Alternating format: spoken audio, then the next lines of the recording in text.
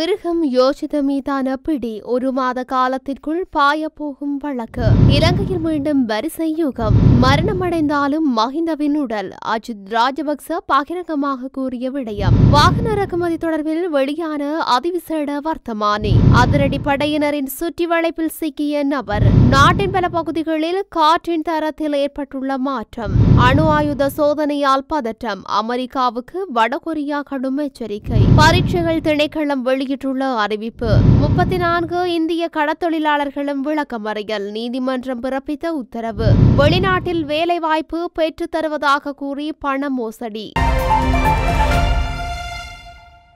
முன்னாள் ஜனாதிபதி மஹிந்த ராஜபக்சவின் மகன் யோசித ராஜபக்ச ரத்மலானை ஸ்ரீமல் பிரதேசத்தில் அமைந்துள்ள 34 மில்லியன் ரூபாய் மதிப்புள்ள வீடு மற்றும் காணியை வாங்கியது தொடர்பான குற்றப்பிரேரணையின் ஒரு பகுதியாக கைது செய்யப்பட்ட நிலையில் நேற்று அவர் பிணையில் செல்ல அனுமதிக்கப்பட்டார். எனினும் அவர் மீது 1 மாத காலத்துக்குள் பணச்சலவை குற்றச்சாட்டின் கீழ் வழக்கு தொடரப்படும் என நீதியமைச்சர் ஹர்ஷன நாணயக்கார நேற்று தெரிவித்துள்ளார். யோசிதவிற்கு பிணை வழங்குவதனால் அவர் குற்றமற்றவர் என்று அர்த்தமில்லை எனவும் பிணைமுறி சட்டத்தின் விதிகளின் பிரகாரம் அவருக்கு பிணை வழங்கப்பட்டுள்ளதாகவும் அமைச்சர் தெரிவித்துள்ளார். கடந்த அரசாங்கங்களைப் போன்று அரசாங்கம் செயல்படுவதாகவும் யோசித விடயத்தில் சட்டமா அதிபர் திணைக்களம் மற்றும் பொது பாதுகாப்பு அமைச்சர் தொடர்பில் சந்தேகம் எழுப்பப்படுவதாகவும் சிலர் அதை நம்ப வைக்க முயற்சிப்பதாகவும் அவர் தெரிவித்துள்ளார். இந்த சந்தேகங்கள் அனைத்தும் மேல் நீதிமன்றத்தில் குற்றப்பத்திரிகை தாக்கல் செய்யப்பட்டவுடன் இன்னும் 1 மாதத்தில் நிவர்த்தி செய்யப்படும் என்றார். இந்த சம்பவம் 8 ஆண்டுகளுக்கு முன்பு நடந்ததாகவும் எனினும் அரசியல் காரணங்களுக்காக இந்த வழக்கில்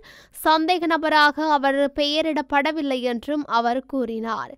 மேல் நீதிமன்றத்தில் குற்றப்பத்திரிகை தாக்கல் செய்வதற்கு முன் சந்தேக நபரிடமிருந்து வாக்குமூலம் பதிவு செய்வது அவசியம் என அவர் மேலும் கூறியிருக்கின்றார். இலங்கையில் அத்தியாவசிய பொருட்களான அரிசி மற்றும் தேங்காய் விலை விண்ணை தொடும் வகையில் அதிகரித்துள்ளது. இதனால் மக்கள் நாளாந்தம் இவற்றை பெருமளவு விலை கொடுத்தே வாங்க வேண்டியுள்ளது. குறிப்பாக சிவப்பு அரிசிக்கு பாரிய தட்டுப்பாடு ஏற்பட்டுள்ளது. இலங்கையில் அண்மையில் பெய்த தொடர்மழை காரணமாக பெரும்போக நெற்சகை பாரிய அழிவை சந்தித்துள்ளது. இதனால் அரிசியின் விலை மேலும் அதிகரிக்கும் என எச்சரிக்கை விடுக்கப்பட்டுள்ளது. இந்த நிலையில் நேற்றைய தினம் அக்குரச பகுதியில் அமைந்துள்ள கோப் சிட்டியில் 5 கிலோகிராம் சிவப்பு அரிசியை பெற்றுக்கொள்வதற்காக மக்கள் நீண்ட வரிசையில் காத்திருந்தனர். அது தொடர்பான புகைப்படங்களும் வெளியாகியுள்ளன. மரணமடைந்த பின்னரும் முன்னாள் ஜனாதிபதி மஹிந்த ராஜபக்சவின் உடல் எதிர்கால சந்ததியினருக்காக பொதுமக்கள் பார்வைக்காக பாதுகாக்கப்பட வேண்டும் என முன்னாள் பிரதி சபாநாயகர் அஜித் ராஜபக்ச தெரிவித்துள்ளார். ஊடகவியலாளர் சந்திப்பொன்றில் கலந்து கொண்டு கருத்து தெரிவிக்கும் போதே அவர் இதனை குறிப்பிட்டுள்ளார். அதன்போது 30 ஆண்டுகால உள்நாட்டு போரை முடிவுக்கு கொண்டு வந்தமைக்காக மஹிந்த ராஜபக்ச நாட்டில் போற்றப்பட வேண்டிய நபர் என்றும் அவர் சுட்டிக்காட்டியுள்ளார். எனவே அவரது மறைவுக்கு பிறகு மறைந்த சோவியத் தலைவர் விளாடிமிர் லெனின் மற்றும் வியட்நாமிய புரட்சிகர தலைவர் ஹோசிமின் போலவே மஹிந்த ராஜபக்சவின் உடல் பொதுமக்கள் பார்வைக்காக பாதுகாக்கப்பட வேண்டும் என்று அஜித் ராஜபக்ச தெரிவித்துள்ளார். இதேவேளை இப்படியான ஒரு தலைவர் முன்னாள் ஜனாதிபதி மஹிந்த ராஜபக்சவின் பாதுகாப்பு பறிக்கப்பட்டு அவர் நாட்டுக்காக ஆற்றிய பணிகளை புறக்கணித்து குறைமதிப்பிற்கு உட்படுத்தி சாதாரண குடிமகனாக அவரை மாற்றுவதற்கு அரசாங்கம் திட்டமிட்டு வருவதாகவும் அவர் குறிப்பிட்டுள்ளார். இவ்வாறான ஒரு பின்னணியில்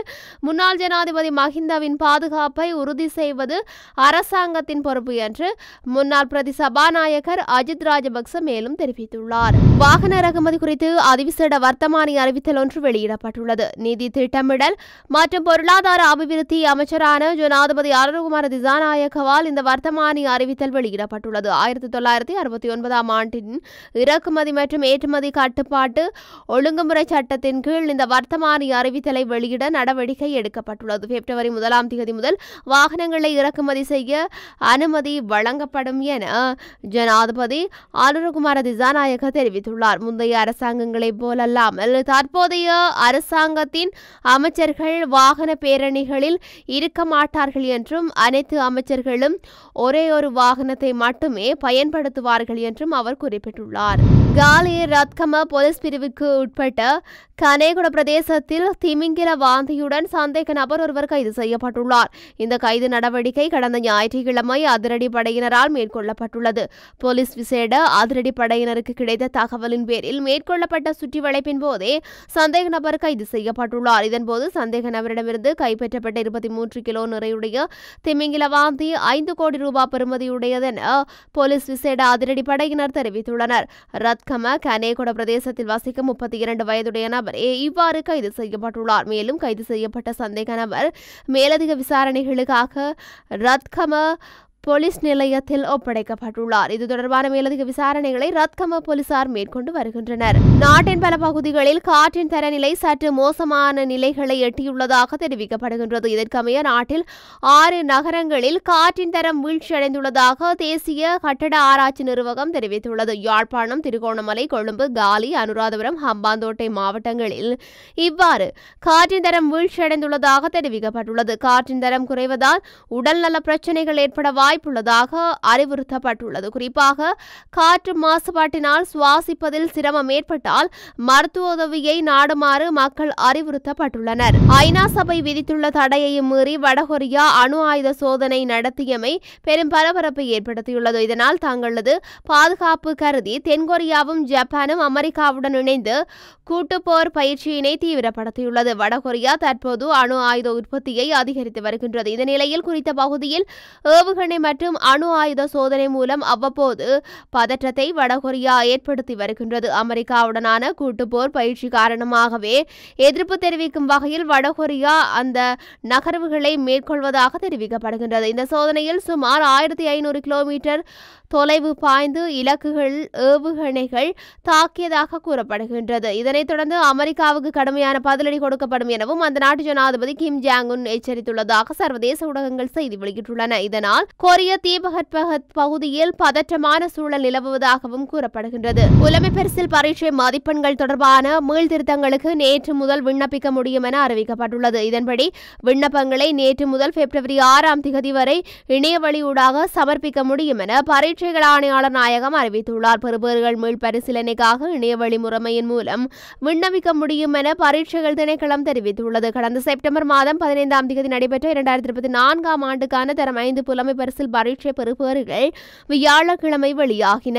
இந்த பரீட்சையில் 2,44,092 மாணவர்கள் சிங்கள மொழி மூலமும் 79,787 மாணவர்கள் தமிழ் மொழி மூலமும் என மொத்தம் 3,23,879 மாணவர்கள் தோற்றியிருந்தனர். மேலும் இந்த பரீட்சை வினாத்தாளில் 3 வினாக்கள் வெளியில் கசிந்தமை தொடர்பில் பல்வேறு சர்ச்சை நிலைகள் ஏற்பட்டிருந்ததுடன் நீதிமன்றத்தில் வழக்கு தாக்கல் செய்யப்பட்டிருந்தது. இதனையடுத்து பரீட்சை வினாத்தாள் மதிப்பீடு நடவடிக்கைகளிலும் இது பாரிய தாக்கத்தை செலுத்தியிருந்த நிலையில் பல்வேறு சர்ச்சை மற்றும் குழப்பங்களுக்கு மத்தியில் பரீட்சை மதிப்பீடுகள் நடத்தப்பட்டு பெறுபேறுகள் வெளியிடப்பட்டுள்ளமை குறிப்பிடத்தக்கது.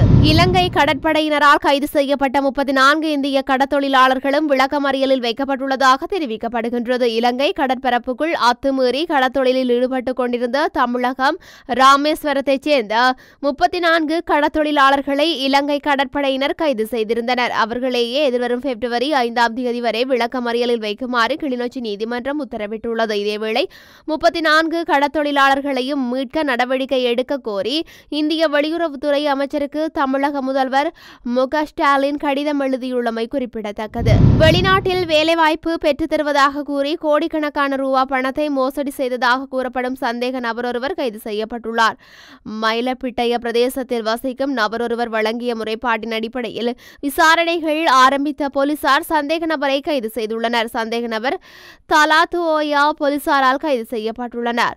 சந்தேக நபர் இத்தாலி மற்றும் ரொமேனியா போன்ற நாடுகளில் வேலைவாய்ப்பு பெற்றுத் தருவதாக கூறி பல்வேறு பிரதேசங்களில் உள்ள இளைஞர்களை ஏமாற்றி பண மோசடி செய்துள்ளதாக போலீசார் தெரிவித்துள்ளனர். இதேவேளை சந்தேக நபர் பதிவு செய்யப்படாத வெளிநாட்டு வேலைவாய்ப்பு நிறுவனம் ஒன்றையும் நடத்தி வந்துள்ள நிலையில் வெவ்வேறு பெயர்களில் தம்மை அடையாளப்படுத்தி வெளிநாட்டில் வேலைவாய்ப்பு பெற்றுத் தருவதாக கூறி பல கோடி ரூபாய் மோசடி செய்துள்ளதாக போலீசார் தெரிவித்துள்ளனர். சந்தேக நபர் இதற்கு முன்னர் சிலாபம் தியத்தலாவை போன்ற இடங்களில் வசித்துள்ளதாகவும் எம்ப்ளிபிட்டிய மற்றும் அம்பாந்தோட்டை பிளியந்தலை ஆகிய இடங்களில் வசிக்கும் பல்வேறு நபர்களுடன் இணைந்து பண மோசடியில் ஈடுபட்டுள்ளதாகவும் போலீஸ் விசாரணையில் தெரிய வந்துள்ளது. விசாரணைகளின் போது சுமார் 1 மாத காலத்தில் 90 லட்சம் ரூபாய் பணத்தை சந்தேக நபர் வங்கி கணக்கில் பலர் வைப்பிலிட்டுள்ளமை தெரிய வந்துள்ளது. மயிலப்பிட்டிய பிரதேசத்தில் உள்ள சந்தேக நபரது வீட்டில் மேற்கொண்ட சோதனையின் போது சுமார் 3.5 லட்சம் ரூபாய் பணம் மீட்கப்பட்டுள்ளதாக கூறப்படுகின்றது. இது தவிர மேலும் பல போலி ஆவணங்கள், ரப்பர் முத்திரைகள், மோட்டார் வாகன பதிவாளர் காரியாலயத்தின் பெயர் பொருத்தப்பட்ட போலி ஆவணங்கள் உட்பட பலவற்றையும் போலீசார் மீட்டுள்ளனர்.